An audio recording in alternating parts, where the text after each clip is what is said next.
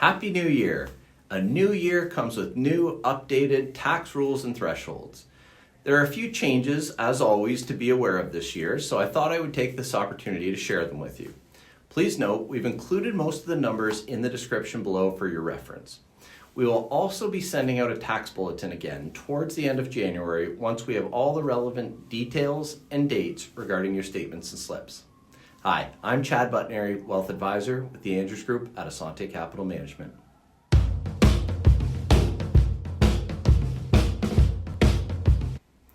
Canada made significant progress in bringing down the inflation rate in 2024 to its target range. We don't have the final annual number yet, but as of November, the year-over-year inflation rate was 1.9%.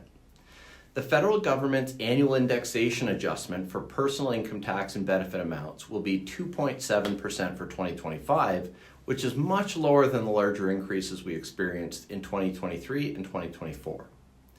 If you receive CPP, your payments will increase by 2.6% in 2025.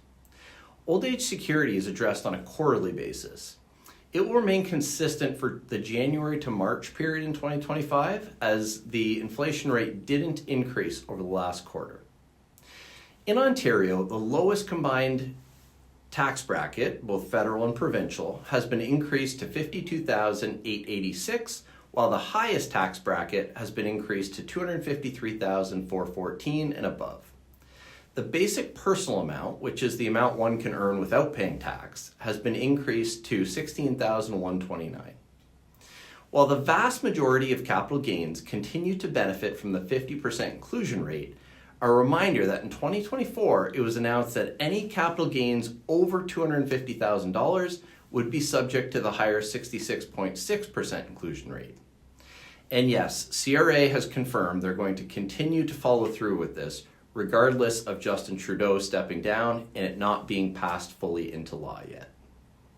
The threshold for old age security clawback for 2025 now begins at $93,454. Many tax planning strategies aim to trigger enough income to end up just below this threshold. On the other end, old age security is now fully clawed back for retirees aged 65 to 74 at $151,668 and $157,490 for folks that are age 75 and older. The new tax-free savings account contribution room for 2025 is $7,000 again, similar to 2024. That brings the total room for an individual who has never contributed before to $102,000. This amount can be contributed anytime after January 1st. If you're still working, the yearly maximum pensionable earnings is now $71,300.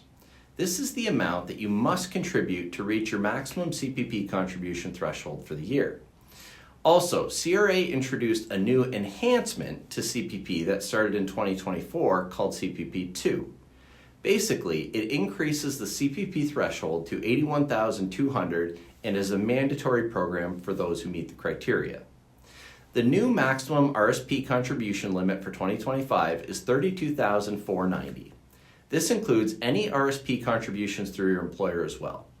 Please note, you have until the end of February to complete your 2024 RSP contributions, and the maximum amount is $31,560 plus any previously accumulated room.